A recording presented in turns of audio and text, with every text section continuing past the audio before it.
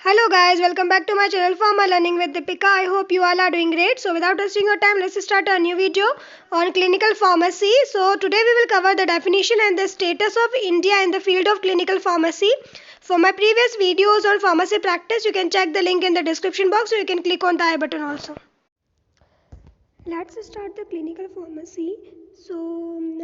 Clinical pharmacy की definition की अगर बात की जाए तो बेसिकली ये फार्मास्यूटिकल साइंसेस की ब्रांच है जो कि फार्मासिस्ट के नॉलेज को, स्किल को, उनके जजमेंट को किस तरीके से यूटिलाइज किया जाता है related to the biomedical and pharmaceutical sciences, ताकि कि ये प्रूव हो सके कि वो लोग, क्योंकि उन लोगों को क्या रहता है, नॉलेज रहता है, स्किल रहता है, जजमेंट रहता है इन द बायोमेडिकल और फार्मास्यूटिकल साइंसेस में।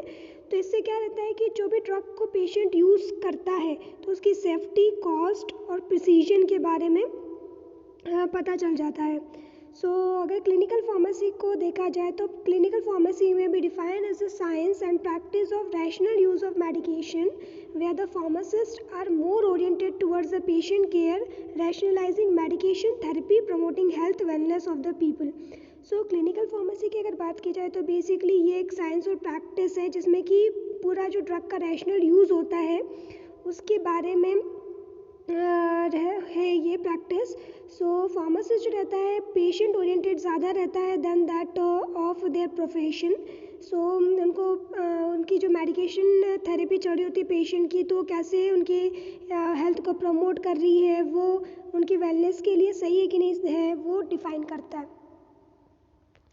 और अगर स्टेटस की बात की जाए क्लिनिकल फार्मेसी की इन इंडिया, तो बेसिकली जो अगर डेवलप कंट्री की बात की जाए, जैसे कि आपका यूएसए है, कनाडा है, तो वहाँ पर जो फार्मेसी है एक तरीके से गुड शेप ले चुकी है क्लिनिकल फार्मेसी।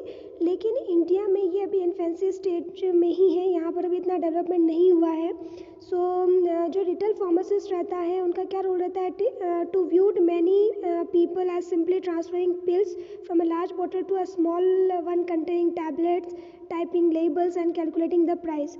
तो रिटेल फार्मेसिस्ट का क्या रोल है, आपको मालूम है कि बड़े बॉटल से छोटे बॉटल में मेडिसिन को खाली करना, उनको लेबल करना और उनके प्राइस को कैलकुलेट करके पेशेंट को डिस्ट्रीब्यूट करना, उससे ज़्यादा कोई रोल नहीं है। आधे से ज़्यादा टाइम जो रहता है उनके रूटीन मर्चेंडाइजिंग में, जैसे कि कॉस्मेटिक, शेविंग सप्लाईज, स्टेशनरी और अदर कमोडिटीज़ को देने के लिए टाइम जाता है, ना कि हेल्थ केयर से कोई उसका रिलेशन रहता है।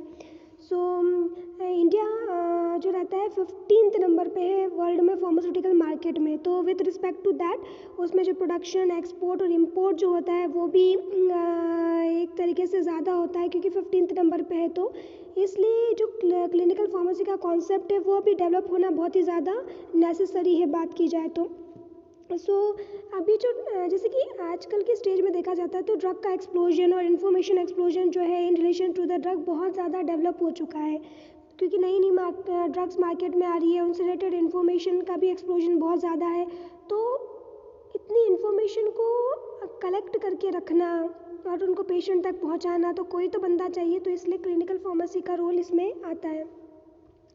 और अगर दूसरी जगह अगर बात की जाए तो in the development of the newer और most effective drug and on the other hand their potential hazards of side effects are on rise. तो जैसे ड्रग का एक्सप्लोजन हो रहा है, उनकी इन्फॉर्मेशन भी बढ़ती जा रही है, तो ज़्यादा जो ड्रग्स है उनका न्यूअर ड्रग का डेवलपमेंट होने के साथ साथ में उससे रिलेटेड जो साइड इफ़ेक्ट है या उनसे रिलेटेड जो हैजार्ड्स है वो भी बढ़ते जा रहे हैं। तो first there is a little time. और एक और अगर बात की जाए तो बेसिकली देखा जाता है कि डॉक्टर के पास में जो है बहुत ही ज़्यादा कम समय रहता है, हर एक पेशेंट को इतना टाइम नहीं दे पाता है, तो बहुत ही लिटिल टाइम वो पेशेंट के साथ में स्पेंड करता है। तो ये भी एक रीज़न है कि पेशेंट को अगर गाइड करना हो तो कौन कर पाएगा, तो वो आपका एक फार्मासिस्ट ही कर सकता है, क्लिनिकल फार्मासिस्ट ही कर सकता है। तो तब इसी वजह से भी क्लिनिकल फार्मासिस्ट की ज़रूरत पड़ती है। और बहुत सारे टाइम पे डॉक्टर्स जो रहते हैं वो पेशेंट्स को अच्छे से देख नहीं पा रहे हैं, तो iatrogenic डिसीजेज़ होने के चांसेस होते हैं, जिसको कि अपन ड्रग इंड्यूस्ड डिसीजेज़ बोलते हैं, तो that occur due to the misuse of the drug. और आजकल पेशेंट जो रहते हैं सेल्फ मेडिकेशन भी बहुत ज़्यादा कर रहे हैं, तो उसकी वजह से भी आपका साइड इफ़ेक्ट्स वगैरह या iatrogenic डिसीजेज़ डेवलप होने के चांसेस होते हैं। तो इस वजह से क्लिनिकल फार्मेसी का डेवलपमेंट होना बहुत ही ज़्यादा ज़रूरी है। तो वापस से अगर क्लिनिकल फार्मेसी की डेफिनेशन बोला जाए तो basically clinical pharmacy can be defined as a branch of pharmaceutical sciences dealing with the utilisation of pharmacist knowledge skill judgement related to the biomedical and pharmaceutical sciences to prove the safety the cost and the precision of the drug usage in the patient care. Patient care के लिए कैसे आप किसी भी drug को safely cost effectively और precise रूप से यूज़ कर सकते हो bye utilising the pharmacist knowledge skill and judgement related to the biomedical and pharmaceutical sciences. अगर हिस्ट्री की बात की जाए कि क्लिनिकल फार्मेसी आया कहाँ से, तो बेसिकली जो टर्म क्लिनिकल फार्मेसी वो फर्स्ट कॉइन्ड हुई थी इन 1953। इसके बाद में जो क्लिनिकल फार्माकोलॉजी था वो 1960 में स्टार्ट हुआ था विद द 2 इंसिडेंट। तो फर्स्ट इंसिडेंट जो था वो था 1962 में the thalidomide tragedy. So where it found that the consumption of the popular sedative thalidomide resulted in the birth of the babies with sealed limb. तो जो लिम्स थे वो सिल्ड लिम्स से बच्चे पैदा हो रहे थे अगर कोई भी प्रेग्नेंट वूमन जो थी वो थैलेडोमाइड का कंजप्शन अगर कर रही थी तो।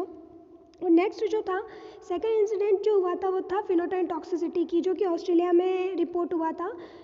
वो अब फेनोटाइन की टॉक्सिसिटी क्या हुई थी कि फॉर्मुलेशन में कुछ चेंजेस ला दिए गए थे, जैसे कि कैल्शियम सल्फेट की जगह वो लैक्टोज यूज़ कर रहे थे एज ए एक्सीपिएंट। तो उसकी वजह से जो थे गम्स वगैरह, जैसे कि आप देख सकते हो स्वेलन गम्स वगैरह की प्रॉब्लम हो रही थी बहुत ज़्यादा। तो इसकी वजह से जो फेनोटाइन था इसकी वजह से भी ये क्लिनिकल फार्मेसी का जो है डेवलपमेंट हुआ है बहुत ज़्यादा। सो बेसिकली देखा जाए तो to investigate the bioavailability of pharmacokinetic and toxicity of different formulation, so obviously this job was mainly given to pharmacology and clinical pharmacology developed as a subject in the medical institute called as the clinical pharmacist. तो इस वजह से clinical pharmacist की जो रहती है बहुत ज़्यादा ज़रूरत है। That's all for today. Thank you for watching. I hope you are liking my videos. If you like my videos, then subscribe to my channel and share my videos as much as you can with your friends and family members. Stay safe and healthy. Bye bye. Take care.